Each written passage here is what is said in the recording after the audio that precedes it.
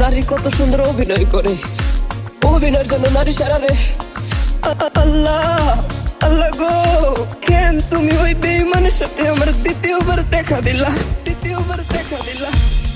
তোর প্রেমেতে পইরা জীবন হইল রে ছাড়ে খা। এখন আমার রইল বাকি শুধু অন্ধকার। এখন আমার রইল বাকি শুধু অন্ধকার। কতটা বেঈমান হলে পুরুষের জীবন নিয়ে খেলে। হায় রে বেঈমান না রে, পুরুষের জীবন নিয়ে খেলে।